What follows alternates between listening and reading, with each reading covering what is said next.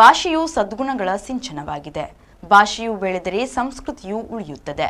ಸಂಸ್ಕೃತಿ ಉಳಿದರೆ ದೇಶವೇ ಉಳಿಯುತ್ತದೆ. ಭಾಷೆಯು ಹೃದಯಗಳ ಮಿಲನವಾಗಿದೆ ಎಂದು ಭಾರತೀಯ ಜ್ಞಾನ ವ್ಯವಸ್ಥೆ ಕೇಂದ್ರದ ನಿರ್ದೇಶಕರಾದ ಡಾಕ್ಟರ್ ಸುಧೀರ್ ರಾಜ್ಗೆ ಅಭಿಪ್ರಾಯಪಟ್ಟರು.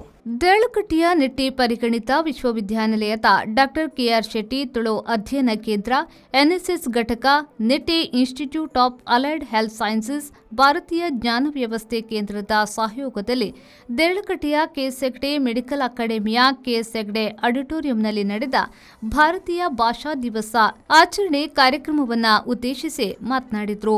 ಇಲ್ಲಿ ಕರ್ಕಶ ಇರೋದಿಲ್ಲ, ಭಾಷೆ ಮೆಟೀರಿಯಲಿಕ್ ಆಗೋದಿಲ್ಲ, ಭಾಷೆ ಕಮರ್ಷಿಯಲ್ ಆಗೋಲ್ಲ, ಭಾಷೆ ಕಮರ್ಷಿಯಲ್ ಆಗಬಾರ್ದು. ಭಾಷೆ ಯಾವತ್ತೂ ಕೂಡ ಮನುಷ್ಯನ ಸದ್ಗುಣಿಗಳ ಒಂದು ಸಿಂಚನ ಆಗಬೇಕು, ಸದ್ಗುಣಿಗಳ ಒಂದು ಪೋಣಿಸಿದಂತಹ ಮುತ್ತು ಆಗಿರಬೇಕು. ಆಗ ಮಾತ್ರ ಈ ಭಾಷೆ ಬೆಳೆಯುತ್ತೆ, ಭಾಷೆ ಉಳಿಯುತ್ತೆ. ನಮ್ಮ ಕೈಂಕರ್ಯ ಇರುವಂಥದ್ದು ಭಾಷೆ ಬೆಳೆಸೋದಕ್ಕೆ, ಭಾಷಾ ದಿವಸ ಇರುವಂಥದ್ದು ಭಾಷೆ ಬೆಳೆಯೋದಕ್ಕೆ. ಯಾಕಂದರೆ ಭಾಷೆ ಬೆಳೆದ್ರೆ ಸಂಸ್ಕೃತಿ ಉಳಿಯುತ್ತೆ, ಸಂಸ್ಕೃತಿ ಉಳಿದ್ರೆ ದೇಶ ಉಳಿಯುತ್ತೆ. ಇವತ್ತೆಲ್ಲ ಸ್ಟೋರಿ ಟೆಲ್ಲಿಂಗ್ ಅಪ್ರೋಚ್ ಇದೆ. Everything today we talk in terms of the stories because we understood that it is not the theories that can transform the people, it is the stories that can transform the people.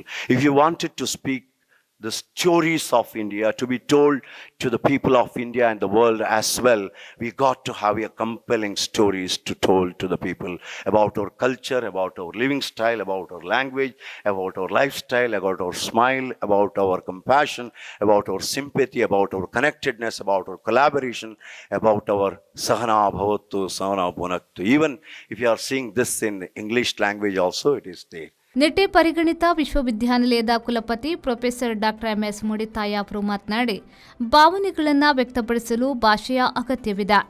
ಭಾಷಾ ದಿವಸದ ಮುಖ್ಯ ಉದ್ದೇಶ ನಮ್ಮ ಭಾಷೆಗಳನ್ನು ಪ್ರೀತಿಸಿ ಸಂಭ್ರಮಿಸುವುದು ಮತ್ತು ಇತರ ಭಾಷೆಗಳನ್ನು ಗೌರವಿಸುವುದಾಗಿದೆ. ಭಾಷೆಯ ಮೇಲೆ ಅಭಿಮಾನ ಇರಬೇಕೇ ಹೊರತು ದುರಾಭಿಮಾನ ಇರಬಾರದು ಎಂದರು. ಈ ಭಾಷೆಗಳು ಪ್ರಾಮುಖ್ಯ ಮತ್ತು ಬದುಕಿಗೆ ಭಾವ ಮತ್ತು ಭಾಷೆ ಹೇಗೆ ಮುಖ್ಯ ಅನ್ನೋದು ನನ್ನ ಸಾಮಾನ್ಯ ಜ್ಞಾನದಿಂದ ನಾವೆಲ್ಲ ತಿಳ್ಕೊಂಡಿರುವಂಥದ್ದು. ಮಾತು ಬಲ್ಲವರು ಬದುಕಿನ ಬಗ್ಗೆ ಹೇಳುವಾಗ ಹೇಳ್ತಾರೆ, ಒಂದು ಎರಡಾಗುವುದೇ ಜನನ, ಎರಡು ಒಂದಾಗುವುದೇ ಮಿಲನ, ಒಂದು ಸೊನ್ನೆಯಾಗುವುದೇ ಮರಣ, ಮತ್ತು ಈ ಜನನ ಮರಣದ ನಡುವೆ ಏನು ನಡೆಯುತ್ತದೆ ಅದೇ ಜೀವನ ಅಂತ. ನೀವು ಏನೇ ಹೇಳಿ ಕೊನೆಗೆ ಉಳಿಯೋದು ಅಷ್ಟೇ.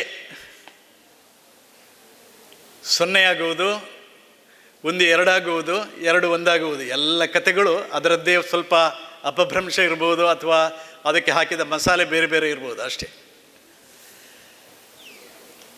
ಭಾವವಿಲ್ಲದ ಬದುಕು ಎಂಥದ್ದು? ಆದ್ದರಿಂದ ಪ್ರತಿ ಜೀವಿ ಕೂಡ, ಪ್ರಾಮುಖ್ಯವಾಗಿ ಮನುಷ್ಯರು ನಾವೆಲ್ಲ ಒಂದು ರೀತಿಯಲ್ಲಿ ಭಾವಜೀವಿಗಳು. ಆದರೆ ಈ ಭಾವನೆಗಳನ್ನು ವ್ಯಕ್ತಪಡಿಸೋದಕ್ಕೆ ಭಾಷೆ ಬೇಕೇ ಬೇಕು. ಪ್ರಾಣಿಗಳಿಗೆ ಅಗತ್ಯ ಇಲ್ಲದೆ ಇರ್ಬೋದು, ಅವರದ್ದೇ ಆದ ಭಾಷೆ ಇರ್ಬೋದು, ನಮಗೆ ಅರ್ಥ ಆಗದೇನೆ ಇರ್ಬೋದು. ಭಾರತೀಯ ಭಾಷಾ ದಿವಸದ ಪ್ರಯುಕ್ತ ಜರುಗಿದ ವಿವಿಧ ಸ್ಪರ್ಧೆಯಲ್ಲಿ ವಿಜೇತರಾದವರಿಗೆ ವೇದಿಕೆಯಲ್ಲಿ ಬಹುಮಾನ ವಿತರಿಸಲಾಯಿತು.